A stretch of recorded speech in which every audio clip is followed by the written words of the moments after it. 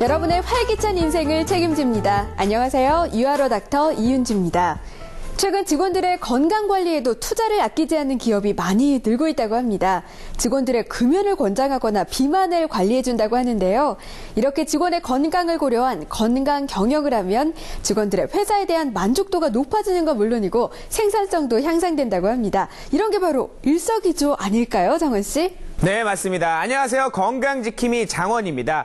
회사 입장에서 보면요, 직원 관리가 곧 경쟁력이죠. 왜냐하면 몸이 건강해야 일할 맛이 나잖아요. 그래서 저도 여기서 힌트를 얻어서 우리 시청자 여러분들의 건강 관리를 해드려야겠어요.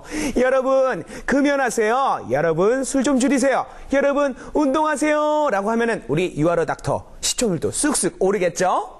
네, 저는 장원 씨만 믿겠습니다. 오늘도 유아로 닥터 힘차게 시작해 볼 텐데요. 여러분을 위한 건강주치 두 분 소개해 드릴게요. 청담 산부인과외과 김태희 원장님, 맑은 사람 한의원 허성식 원장님 나오셨습니다. 안녕하세요. 그럼 오늘의 닥터 브리핑 주제 화면으로 확인하시죠. 여성의 자궁 건강을 지켜라. 노폐물이 쌓여 순환이 망가지면 여성의 자궁도 병든다. 자궁의 크기가 비정상적으로 커지는 자궁 성근증. 갑작스런 생리 과다와 심한 생리통이 있다면 혹시 당신도? 여성 몸속의 독소를 제거하라. 각종 질병의 원인이 되는 독소와 노폐물이 내 몸속에 쌓이고 있다는데 생활 속에서 손쉽게 따라할 수 있는 해독요법은 무엇일까? 오늘의 닥터 브리핑 주제, 여성 건강을 지키기 위한 자궁 성근증과 해독에 대해 알아본다.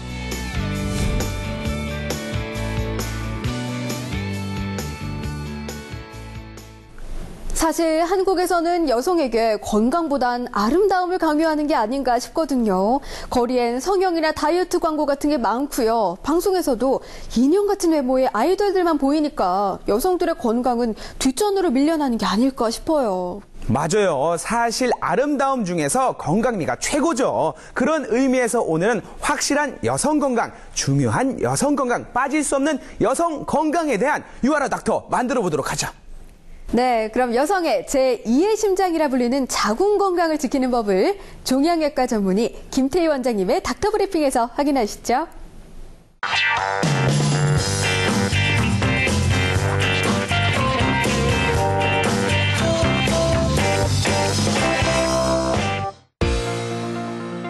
여성 건강의 핵심, 자궁 건강부터 지켜라.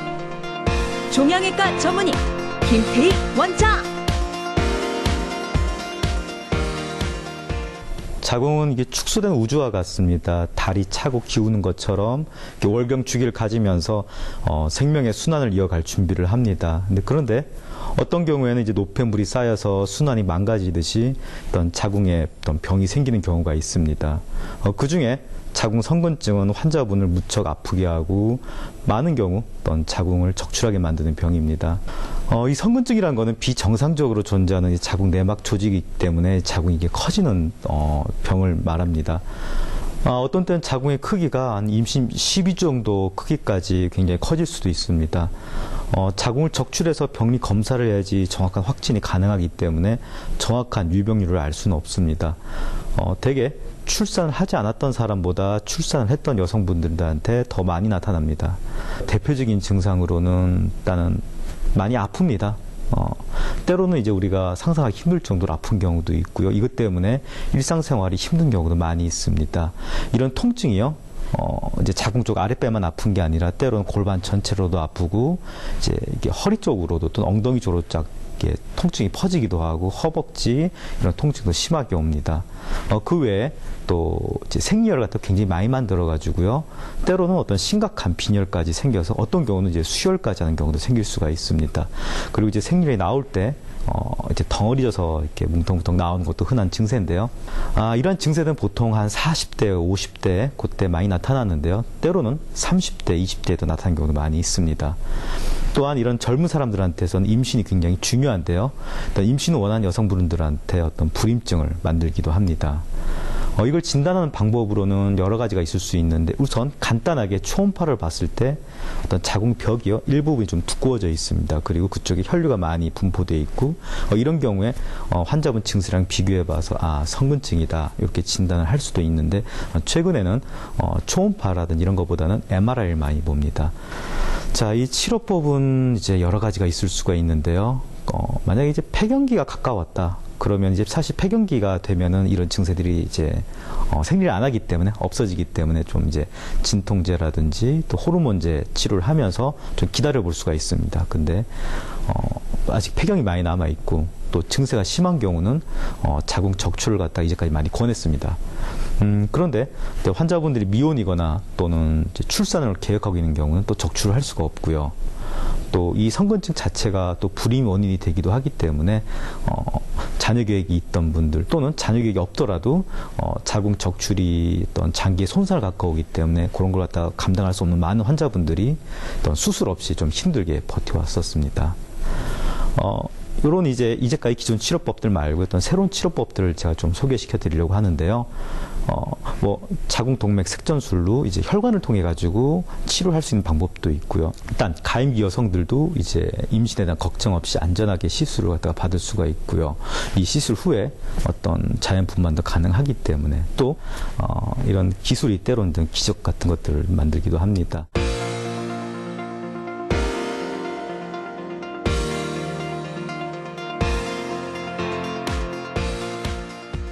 선근증, 자궁 적출을 해야 할 정도라면 정말 무서운 병이라는 생각이 드는데요.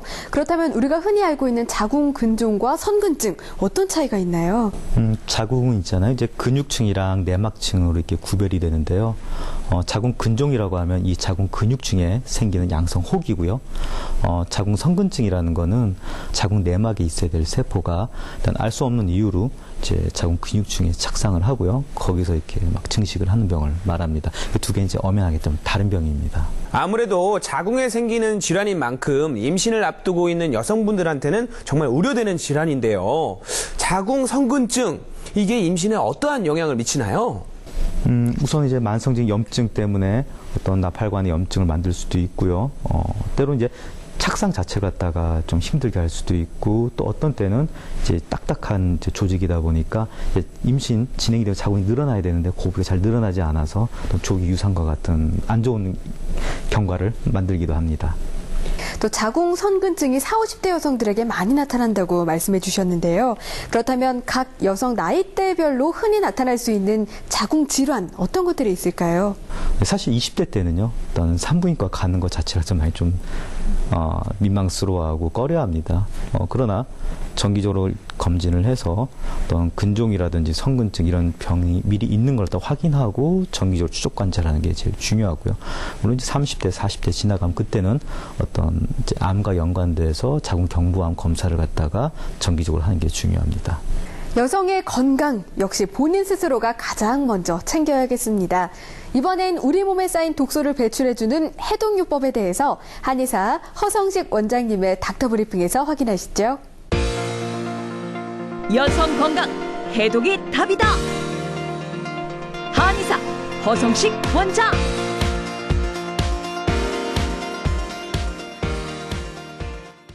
현대의학이 눈부시게 발전하고 있지만 그가 무색할 정도로 평생 약을 달고 살아야 한다는 생활습관병, 또 자가면역 질환, 그리고 각종 알레르기 등의 난치성 질환이 만연해 가고 있습니다.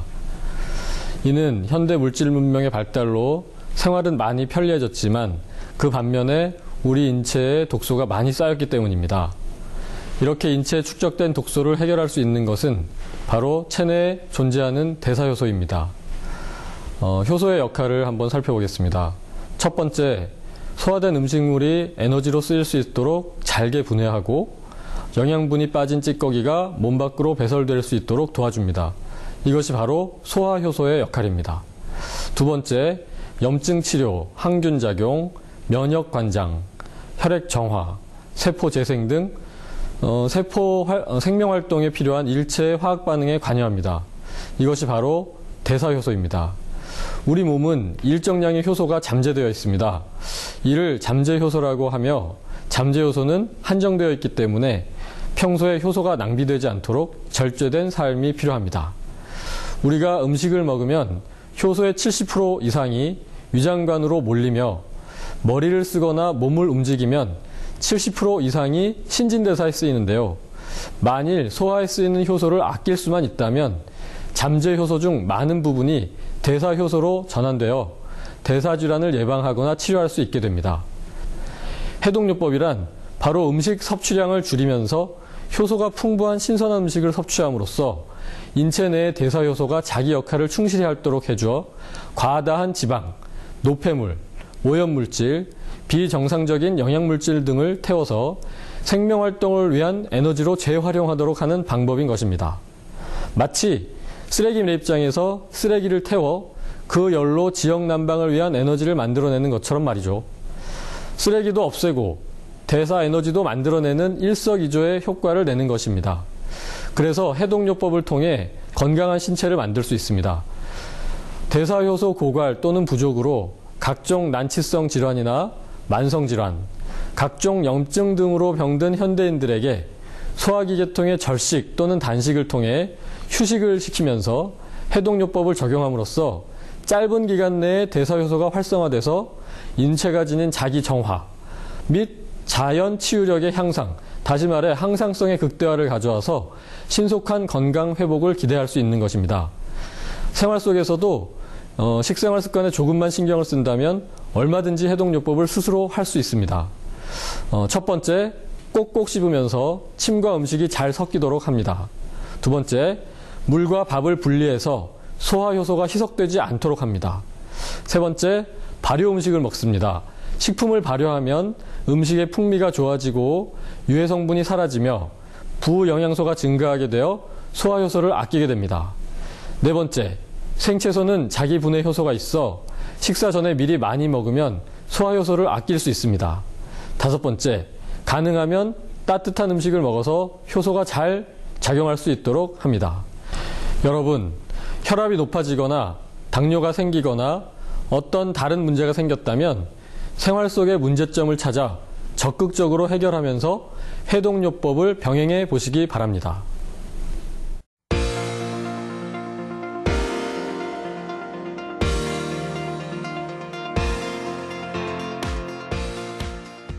해독이라고 하면 저는 해독 주스처럼 뭔가를 만들어 먹어야 가능하다고 생각했는데요. 간단하게 이렇게 식습관만 바꿔도 우리 몸에서 해독이 가능한 건가요? 네, 그렇습니다. 우리 몸의 해독은 1차적으로 간에서 시작을 하는데요. 간은 1000종 이상의 효소가 500가지 이상의 일처리를 하고 있습니다. 그리고 이제 우리 혈액은 하루에 300여 차례 정도 간을 거치면서 해독이 되고 있는데요. 이제 안 좋은 식습관을 하게 되면 간에 있는 효소가 낭비되는 사태가 벌어지고요. 그러면 간이 일처리를 제대로 못하게 돼서 해로운 독성 물질이 혈액을 타고 그대로 우리 몸을 곳곳을 돌아다니게 됩니다. 그런데 이제 식습관을 좋은 습관으로 바꾸게 되면 그렇게 간에 효소를 낭비하는 일이 없어지고, 그렇게 되면 간이 자기 역할을 잘하게 되면서 해독이 저절로 이루어지게 되는 거죠. 앞서서도 효소가 참 중요하다는 말씀을 주셨는데요. 그럼 내 몸에 효소가 부족하다는 걸 알 수 있는 증상이 있을까요? 네, 그 대사효소가 부족해질 때 몇 가지 단계별로 나타나는 증상이 있습니다. 첫 번째 단계는 일단 만성 피로에 굉장히 시달리게 되고요. 그 다음에 머리가 많이 무겁습니다. 무겁고, 그리고 많이 자고 나도 피로가 풀리지 않아서 계속 피곤하고요. 그리고 어깨가 자꾸 결리는 현상이 생깁니다. 그러면서 몸이 찌뿌둥하죠. 그리고 또 변비가 생깁니다. 변비가 생기면서 아랫배가 나오고, 이제 그런 증상들이 첫 번째 단계로 생기고요. 더 진행이 되면 이제 몸이 두 번째 단계로 몸이 붓는 듯이 이렇게 살이 오르고요. 그러면서 소변이 좀 시원치 않게 나오고, 그 다음에 소화불량이 빈번해지고, 그러면서 자꾸 가려움증이 생기거나 또는 잇몸에 출혈이 생기거나 또 탈모가 생기기도 합니다. 그리고 더 진행이 되면 세 번째 단계로 이제 남들이 살이 쪘네요, 아니면 많이 피곤해 보여요, 이런 말을 남들에게 많이 듣게 되고요. 그러면서 이제 외형적으로 급격한 변화가 생깁니다. 막 살이 갑자기 찐다든가 이렇게. 그렇게 되고, 네 번째 단계로 이제 진입하게 되면, 고혈압, 고지혈증, 지방간, 또 간 수치 상승, 이렇게 검사 수치상의 이상 소견이 이제 나타나기 시작하게 되죠. 예. 그리고 다섯 번째 단계는 이제 질병 단계로 넘어가는 겁니다. 당뇨병, 암, 치매, 파킨슨, 자가 면역 질환, 이렇게 난치성 질환이 이제 발생을 하게 되는 거죠. 해독에 있어서 가장 중요한 것이 효소잖아요. 효소가 많이 들어가 있는 음식들은 뭐가 있을까요? 효소가 많이 들어가 있는 음식은 열을 가하지 않은 생채소, 생과일. 그러니까 말하자면 어떤 특정한 음식에 효소가 많이 들어있다기보다는요, 이제 열을 가하지 않았다는 게 중요한데요. 효소가 많은 식사를 하시게 되면 그 음식 자체에 효소가 풍부해서 소화, 흡수, 배설을 직접 해주기 때문에 우리 몸의 소화 효소를 그만큼 아끼게 되고요. 소화 효소를 아끼는 만큼 우리 몸의 대사 효소는 충분해지기 때문에 해독이 잘 되게 되겠죠. 벌써 배가 고파지네요. 네, 말씀을 들어보니까 정말 잘 먹고 잘 배출하는 몸의 기본을 다지는 것이 해독요법의 핵심이 아닐까 싶습니다. 지금까지 닥터 브리핑이었습니다. 돈이 돈을 낳는 거예요. 그렇죠? 네. 돈을 투자를 하니까 다른 곳에서 또 돈을 더 이게 벌 수 있는 그런 계기가 되고.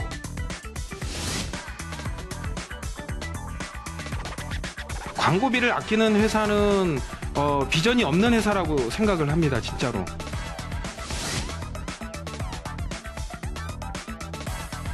한 분야에 한 우물을 꾸준히 파다 보면 그 우물을 파듯이 이렇게 꾸준히 파다 보면 단물이 나오는 것처럼 성공을 꼭 할 수 있을 것 같다는 생각입니다.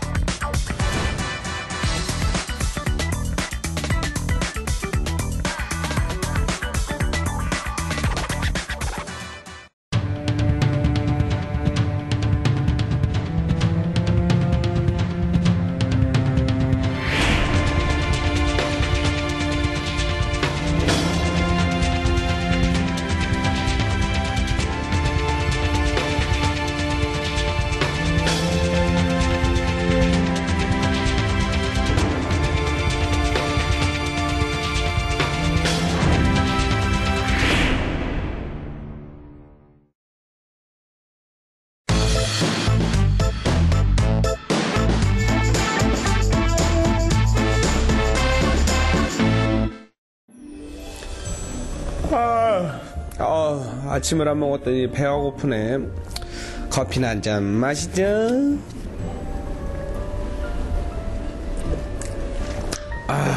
대본을 볼까? 여기서 이렇게. 머리야. 머리야. 계속 아프잖아. 이거 점점 심해지는 것 같은데. 이 지긋지긋한 두통, 이럴 땐 어떻게 해야 되죠? 도와주세요. 헬프미! 두통이 생겼을 경우에 참 난감한 경우가 많은데요. 그런 경우에라도 두통이 있는 경우, 두통에 대해서 썼던 약들을 한 번은 시도해 볼 수가 있고, 이렇게 해서 두통이 좋아지게 되면 아마 그 두통이 없어질 가능성이 많습니다. 그렇지만 그 두통약을 복용하고 나서도 호전이 없거나 더 심해지거나 고열, 구토 등이 동반이 되는 경우에는 간단하게 없어질 수 있는 두통이 아니기 때문에 응급실을 찾아서 검사를 하고 원인이 되는 질환을 찾아야 됩니다. 여기서 잠깐 두통을 예방하는 방법은? 첫 번째, 규칙적인 생활을 한다. 끼니를 걸으면 혈당이 낮아져 두통이 발생할 수 있어요. 두 번째, 카페인 섭취를 줄인다. 세 번째, 과로와 스트레스는 피한다. 다급한 상황에 처했을 때는 언제나 저 장원을 찾아주세요. 헬프미! 대기 시간 없는 오직 나만의 진료실 닥터룸입니다. 오늘의 닥터룸 주인공 빨리 모셔볼까요? 박시유 씨 나와주세요.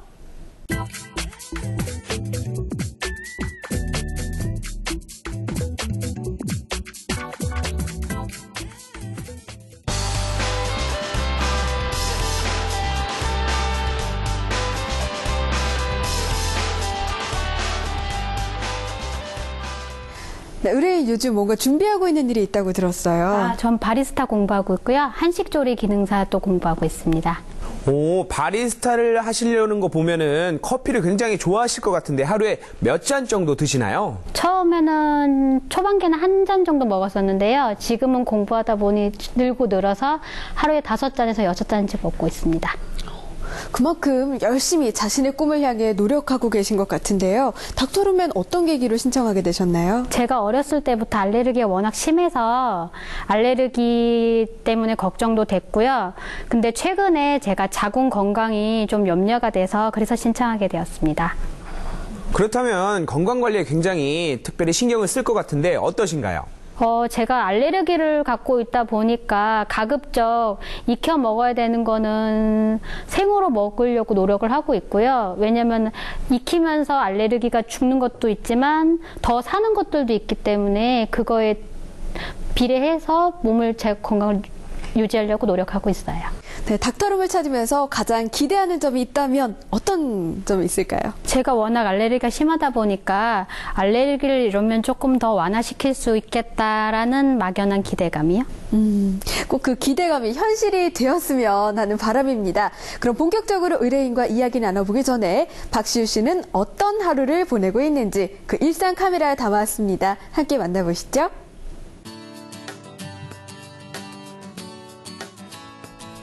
이곳은 의뢰인이 생활하고 있는 곳이다. 뭔가 분주해 보이는 의뢰인. 바로 그녀가 좋아하는 커피를 마시기 위해 준비 중인데. 이렇게 하루에 너댓 잔은 커피를 내려 마신다는 의뢰인. 더치커피가 요즘에 커피 와인이라고 해서 요즘에 더치커피 한번 맛을 보고 더치커피에 빠졌거든요. 본격적으로 점심 식사 준비를 하는 의뢰인. 냉장고에서 신선한 채소를 꺼내 샐러드를 만드는데 보기만 해도 건강해지는 새싹 채소와 브로콜리를 예쁘게 담고 소스를 뿌려주기만 하면 완성! 몸에는 좋지만 한 끼 식사로는 부족해 보이는 샐러드. 그녀가 이런 식단을 선택한 계기가 있다는데.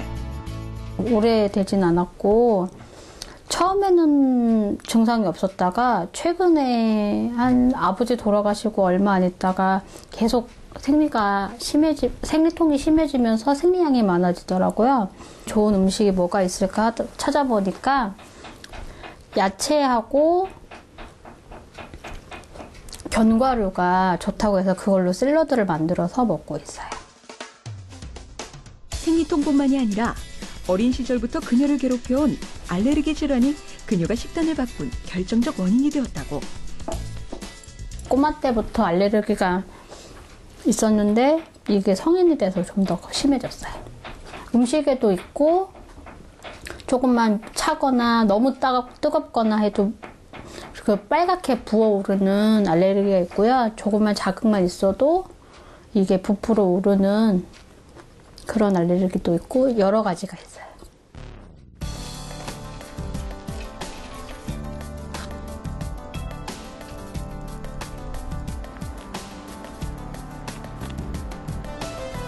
추운 날씨에도 불구하고 집 근처로 운동을 나온 의뢰인.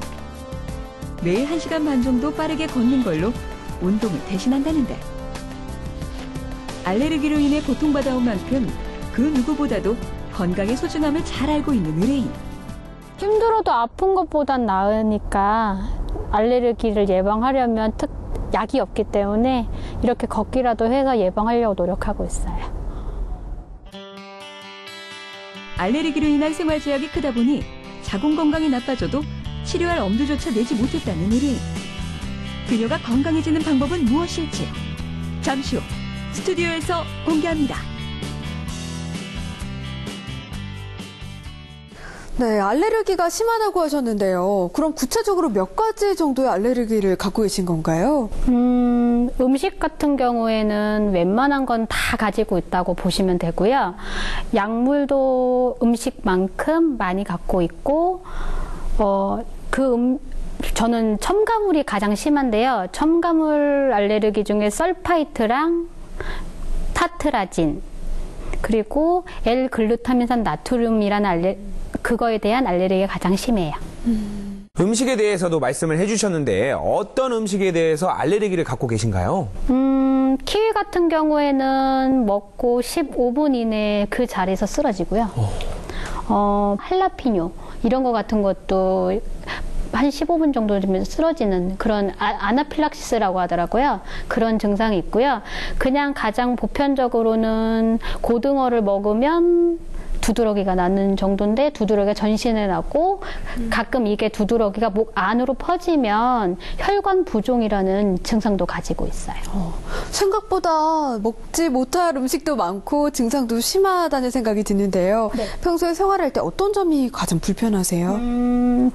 아무래도 제가 지금은 30대지만 20대 때는 다른 아이들들 다 먹는 평소 친구들이 먹는 피자나 이제 햄버거 이런 거 같은 거를 저 같은 경우에는 이제 저장하는 피클이나 이런 게 있기 때문에 들어가게 되면 제가 그 자리에서 쓰러지다 보니까 다른 친구들이랑 어울려 놀 수 없다는 점 그런 것 때문에 가장 상처를 많이 받았죠. 그렇다면 감기나 체했을 때 먹는 약 같은 건 괜찮으세요? 아니요. 저는 감기약 같은 경우에는 20여 분 지나서 혈압이 60에 30으로 떨어지는 아나필락시스가 있어서 저는 그건 절대 금지예요. 취했을 때도 마찬가지예요. 네, 허정식 원장님, 이런 증상도 역시 알레르기 증상의 일종으로 볼 수 있을까요? 네, 그렇게 볼 수 있습니다. 4가지 유형의 알레르기 중에 제1형 알레르기로 보이는데요. 항체하고 항원이 결합할 때 이제 유리되는 히스타민을 비롯한 여러 화학물질에 의한 반응이고요. 참고로 말씀드리면 1형 알레르기가 관여하는 대표적인 질환으로 기관지 천식, 알레르기성 비염, 아토피성 피부염, 두드러기, 아나필락시스, 그다음에 음식물 알레르기가 있습니다. 또 하나의 또 알레르기로 볼 수 있을 것 같습니다. 그렇다면 혹시 자궁 쪽에도 좀 이상이 있구나 하고 느낄 때 있으셨나요? 처음에는 오른쪽 골반이 좀 뒤틀리게 아파서 그것 때문에 설마 했는데 생리통이 그때는 심하지 않아서 잘 눈여겨보지 않았는데요. 점점 달이 가면 갈수록 생리통이 좀 더 늘어나더라고요. 그래서 아무래도 자궁 건강에도 관심을 갖게 되더라고요.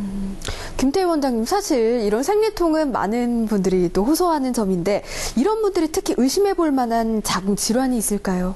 되게 이제 생리통을 심하게 호소하는 여자분이 꽤나 많습니다. 의외로 많게는 한 열에 너댓은 그렇게 생리통을 심하게 호소하는데요. 그 중에서 한 열에 한 넷 정도는 뭐 특별한 어떤 자궁의 이제 원인 질환 없이 그렇게 아프고요.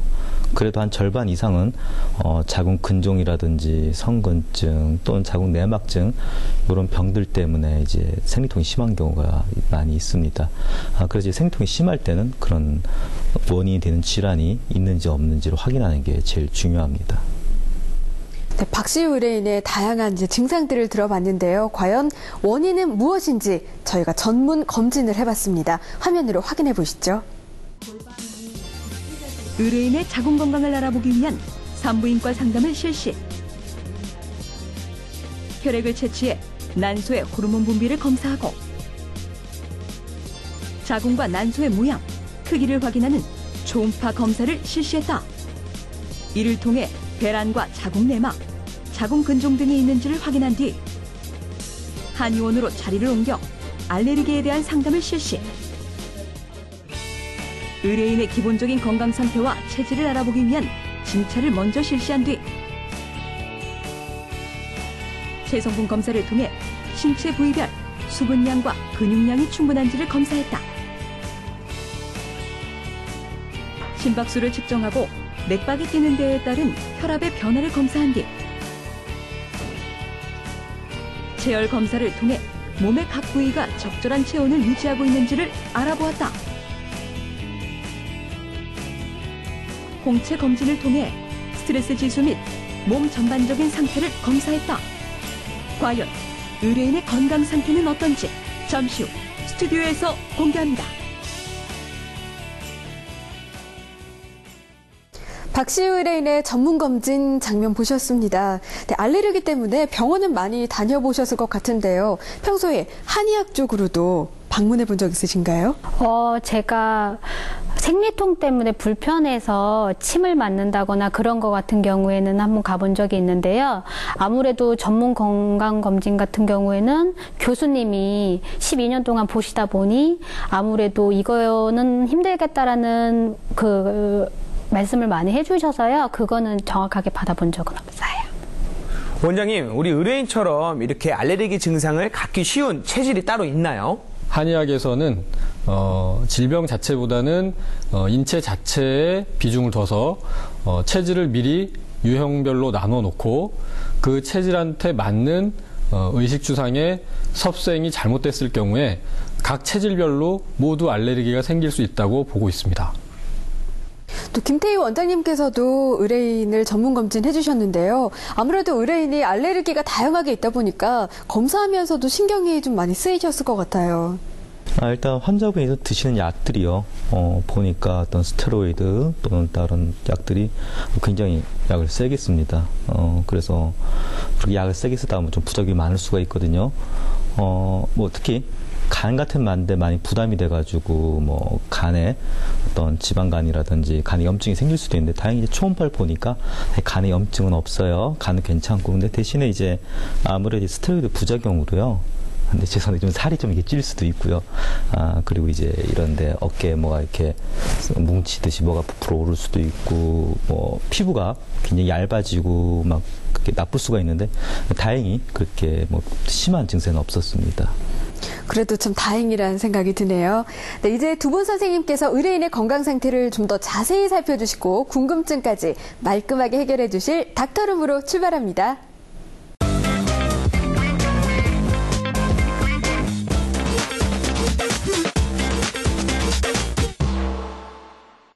운동이 생리통을 줄이는 데 도움이 된다고 하는데 사실인가요? 이제 운동이요.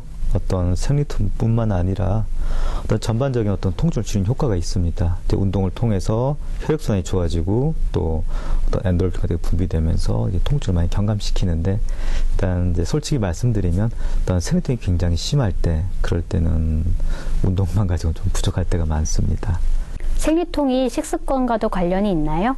물론 이제 통증과 이제 식습관 엄밀한 상관관계 과학적으로 꼭 입증된 건 없는데 이제 보통 이제 경험적으로 이제 비타민이 풍부한 어떤 식단, 특히 이제 과일 야채를 많이 먹는 식생활 그리고 육류를 좀 이렇게 줄이는 식생활이 어떤 많이 개선을 시킵니다. 평소 스스로 이럴 때 자궁근종이나 성근종을 의심해 봐야 된다고 하는 자가 진단 방법이 있을까요? 물론 이제 자각 증세가 있는 경우가 있어요.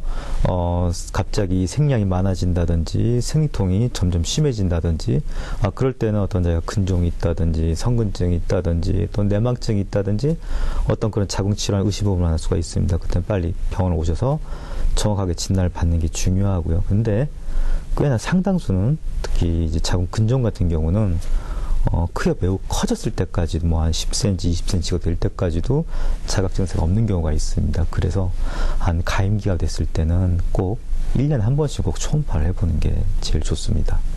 30대 때 꼭 받아야 되는 산부인과 검진이 있을까요? 우선 이제 여러 가지 제일 많이 흔하게 걸리는 거 생각해 봤을 때는 초음파를 갖다가 정기적으로 보는 게 제일 중요합니다. 왜냐하면 여자분들 중에 가임기 여성들 중에 한 30%에서 40%는 자궁 근종이 발견이 되거든요. 일단 조기에 발견해서 얘가 많이 커지는지 변화가 있는지를 이제 정기로 보는 게 중요하고요. 초음파를 볼 때 더불어 좀 같이 본다면 갑상선도 같이 보는 게 좋습니다. 왜냐하면 갑상선 결절도요 여자분들이 한 30대에서 50대 사이 많이 생기거든요. 그래서 보는 김에 같이 보는 게 중요하고요. 또 어떤 자궁 경부암 검사도 그때 같이 시작하는 게 훨씬 유리합니다. 종양외과 전문의 김태희 원장의 처방은 운동은 생리통을 줄여주는 데 도움이 되므로 꾸준히 할 것. 비타민이 풍부한 음식을 먹고 육류 섭취는 줄이는 것이 좋다. 가임기의 여성은 매년 자궁과 갑상선 초음파를 받을 것. 해독 주스가 한동안 유행했었는데요. 네. 그게 실제적으로 효과가 있을까요? 네, 효과가 있다고 판명이 됐습니다. 원래 미국에서 항암 치료에 많이 효과를 보고 인정을 받아서 이제 우리나라에도 들어오게 됐습니다. 그래서 항암 치료, 항암 효과도 있고 항염 효과도 있고요. 그 다음에 여러 가지 우리 피를 맑게 만들어주는 효과도 있고, 그래서 뭐 만성 피로 있으신 분들도 해독 주스를 통해서 피로를 많이 회복시킬 수 있고, 그 다음에 살 빼시려고 하는 분들한테도 굉장히 좋은 효과가 있습니다. 저 같은 경우에는 생으로 먹어야지만 삶지 않고 생으로 많이 먹어야 된다고 하더라고요. 네. 생으로 먹어도 해독 주스가 효과가 있을까요? 네, 그렇죠. 생으로 먹는 게 더 효과가 좋을 때가 있습니다. 이게 이제 체질에 따라 다른데요.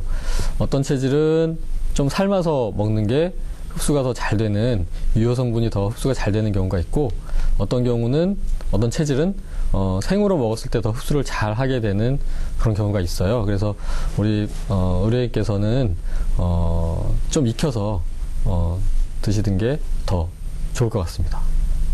해독 주스를 먹고 나면 뾰루지 같은 게 올라오고 하는데 그런 건 부작용이 아닌가요? 부작용일 수도 있고요. 호전 반응이라고 하는 그런 현상일 수도 있어요. 근데 이제 그것이 너무 오랫동안 지속되고 먹을 때마다 생기고 한다면 좀 부작용으로 봐야 될 것 같고요. 그렇지 않고 잠깐 올라왔다가 사라지고 계속 그 해독 주스를 마셨을 때 더 이상 이제 생기지 않고 몸이 좋아지는 걸 느낀다면 그것은 이제 부작용이 아니고 호전 반응이라고 보시면 되죠. 알레르기 피부에 황토가 좋다는 얘기가 많은데요. 네.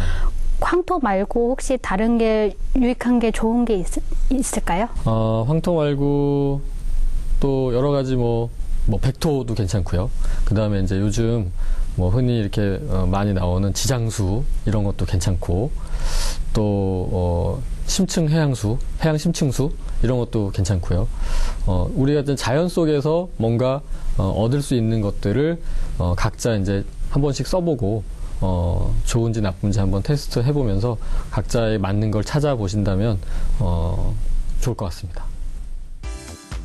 한의사 허성식 원장의 처방은 해독 주스 섭취 후 뾰루지 등 몸의 변화가 오래갈 경우 부작용일 수 있으니 주의할 것.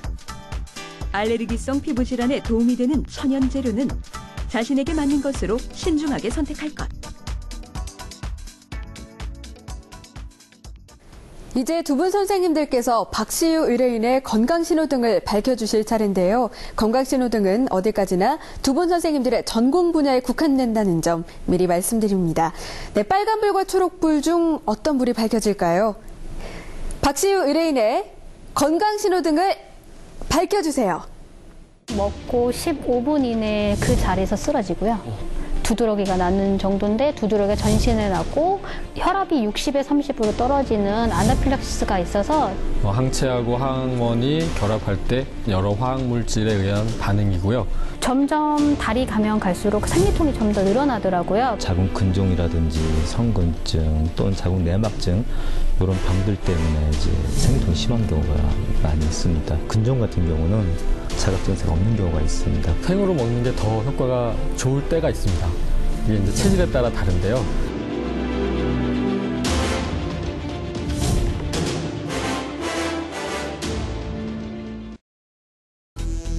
2014년은 굿바이. 어느덧 2015년 양띠해를 힘차게 맞이하는 사람들이 있다. 새해 맞이 계획도 제각각 탄탄한 몸을 위한 특별한 운동부터 새해를 따뜻하게 맞을 새로운 만남까지. 고개 숙인 중년 남성들이여 2015년은 고개 번쩍 들 수 있다는데 라이프 앤 조이 새해 맞이 결심 프로젝트.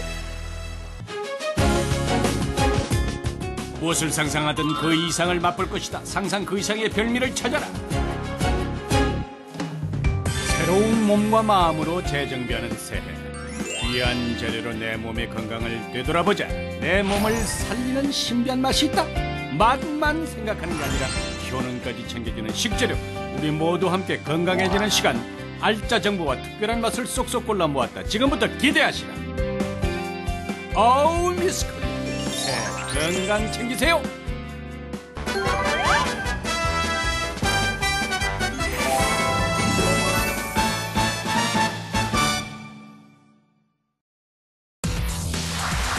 천혜의 자연 5대륙 6개 지역에서 펼쳐지는 극한의 레이스 끝없는 도전 불꽃 튀는 경쟁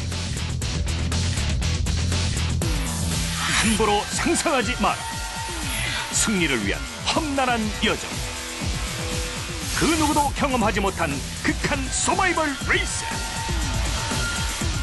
극한 도전 와일드 레이스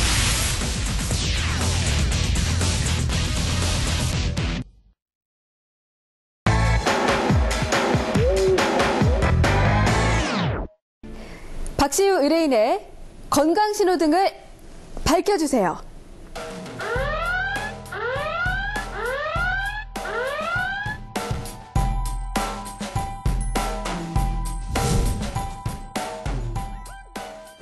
네, 안타깝지만 빨간불 2개가 밝혀졌습니다. 예상하셨나요? 아무래도 알레르기가 있고 자궁에 증상이 있다 보니까 빨간불은 예상했는데요. 막상 빨간불을 마주하니까 마음이 싱숭생숭합니다. 네, 저도 막상 빨간불을 보니 착잡한 좀 걱정이 되는 마음이 드는데요. 김태희 원장님, 어떤 이유로 빨간불을 눌러주셨나요? 일단 의료인이 이제 30대 초반 굉장히 젊은 나이고 어떤 직장 생활이라든지 어떤 공부하는데 굉장히 이제 많은 정력을 쏟을 나이인데 어떤 생리통이 심해서 그런 것들이 많이 방해를 받거든요. 그리고 실제 성근증이라는 병이 이렇게 진단이 됐는데 이 병은 나이가 아직 젊기 때문에 아직 폐경기 될 때까지 계속 진행될 수 있는 병이고요. 일단 다행히 이렇게 진단을 빨리 했기 때문에 지금 적절한 치료가 필요합니다. 네, 허성식 원장님, 아무래도 알레르기 종류가 많기 때문일까요? 네, 우리 의뢰인의 지금 가장 큰 문제점은 일단 장 건강이 굉장히 안 좋으세요. 장 건강이 안 좋은 것은 뭐가 문제가 되냐면 장에서 독소가 재흡수가 됩니다. 그래서 그것이 혈액을 타고 간으로 들어가서 간에 부담을 주게 되고 그러면서 간의 기능이 저하되면서 불완전 소화된 단백질과 지방들이 이제 피 속에 많이 생기게 됩니다. 네, 그런 환경 속에서 알레르기가 굉장히 쉽게 생길 수 있다고 보고요. 실제로 생혈액 분석을 해봤을 때 적혈구들이 떡처럼 엉겨 있는 모습들이 많이 보였습니다. 그 원인이 그 불완전 소화된 단백질과 지방들이 많기 때문인데요. 그런 것들도 좀 개선을 하셔야 될 것 같고요. 그 다음에 스트레스 부분도 좀 작용을 하고 있는데요. 스트레스 때문에 자율신경의 기능이 저하되면서 조절 능력이 많이 떨어져 있으시고 그다음에 혈관 노화가 좀 진행이 되셔서 혈액순환도 좀 원활치 않으세요. 그리고 또 몸에 활성산소도 좀 많이 있으시더라고요. 그래서 이제 몸에 독소가 많이 좀 끼어 있다고 판단이 되고 그래서 빨간불을 누르게 됐습니다. 원장님께서 말씀하신 성근증이 있다고 하셨는데 치료는 어떻게 해야 될까요? 이제 성근증의 치료법은요. 기본적으로는 이제 진통제, 어떤 진통제를 써서 이제 통증을 좀 가라앉히고 또 호르몬 치료, 이제 호르몬으로 이렇게 주사라든지 또는 약이라든지 또는 뭐 피임기구처럼 삽입해서 그렇게 증세를 완화시킬 수가 있고요. 물론 이제 의뢰인 같은 경우 워낙 약물 알레르기가 심하기 때문에 그런 거 좀 쓰기 어렵지만, 그 다음에 이제 이런 대증적인 치료법으로 이제 치료가 잘 안 되고 컨트롤이 안 될 때는 이제 수술을 통해서 이제 적출하는 경우도 있을 수가 있습니다. 네, 허성식 원장님, 그럼 알레르기가 유난히 심한 의뢰인이 다시 건강해질 수 있는 방법이 있을까요? 네, 있습니다. 우선은 알레르기를 일으키는 독소가 유입되는 첫 번째 관문이 위장관을 건강하게 하셔야 되는데요. 위장관을 건강하게 하기 위해서는 항상 배를 따뜻하게 해주시고 그다음에 음식을 드시더라도 따뜻한 음식 위주로 드시고요. 그다음에 좀 식사를 규칙적으로 하시는 게 굉장히 중요합니다. 그리고 섬유질과 수분 섭취를 충분히 해주시고 그다음에 스트레스 쌓이지 않도록 관리를 잘 해주시고요. 규칙적인 운동은 반드시 병행하셔야 되고 그다음에 가장 중요한 것은 일단 체질 개선을 하셔야 되는데 가능하시다면 한의원에 오셔서 체질에 대한 진단을 확실히 받으시고 거기에 맞춘 체질침 치료를 하시면서 해독요법을 같이 병행해 보시면 좋을 것 같습니다. 네, 박씨 의뢰인 물론 지금도 지켜야 할 점들이 많지만 두 분 선생님 말씀대로 습관을 조금만 고치면 더 나아질 수 있다니까 좀 더 노력해 주실 자신 있으시죠? 네, 노력해야죠. 그런데 제가 아무래도 자궁 건강이나 알레르기가 심하다고 해서 좀 걱정만 하기만 했지 막상 실생활에서는 뭐 밥을 천천히 먹어야 된다고 하더라도 저는 실제로 성격이 굉장히 급해서 5분 이내에 물 말아서 밥을 먹는다거나 아니면은 물을 벌컥벌컥 밥 대신 많이 먹는다거나 규칙적으로 밥을 먹는 게 아니라 하루에 한 끼나 두 끼나 먹고 그리고 커피나 많이 마시면서 내 인생은 내가 즐겨야겠다 이런 생각을 들었는데 아무래도 다음부터는 이제 원장님 얘기 들었으니까 조금 더 제 몸에 신경 쓰도록 노력을 해야 되겠습니다. 네, 좀 더 노력을 하시고요. 건강한 모습으로 한 손에는 바리스타 자격증, 한 손에는 한식 자격증을 꼭 따시길 바라겠습니다. 우선은 제 건강한 기운부터 받아가세요. 화이팅! 고맙습니다. 네, 오늘 함께해 주신 박시우 의뢰인 고맙습니다. 고맙습니다.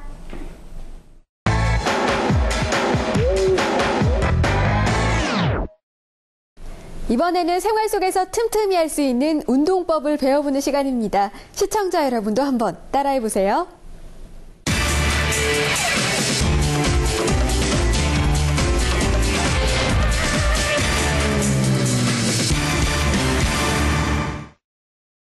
안녕하십니까. 헬스업 트레이너 박서준입니다. 장시간 앉아있는 사무직 종사자들은 허리 근육이 점차적으로 약해지는데요. 오늘은 앉아서도 쉽게 할 수 있는 요통 운동을 소개해 드리겠습니다. 의자에 앉아 다리를 어깨 너비로 벌려줍니다. 양팔은 앞으로 모아서 잡고 허리를 곧게 펴서 알파벳 C자를 만들어주는데요. 그 상태를 5초간 유지한 뒤 다시 의자에 등을 기댑니다. 다시 허리를 곧게 펴서 5초간 유지하는 동작을 반복합니다.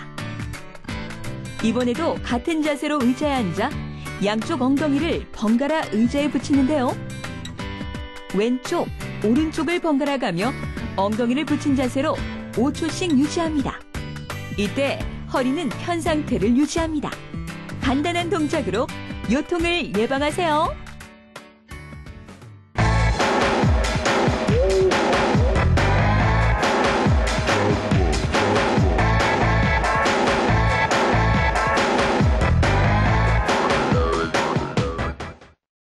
행복을 위해 돈을 벌지만 돈을 벌기 위해 건강을 망쳐 더 많은 비용을 지불한다면 참 아이러니한 일이겠죠. 평소 건강 관리를 잘하면서 노후를 대비하는 게 진정한 행복을 위한 길이 아닐까 싶네요. 저희 유아러 닥터와 함께 말이죠.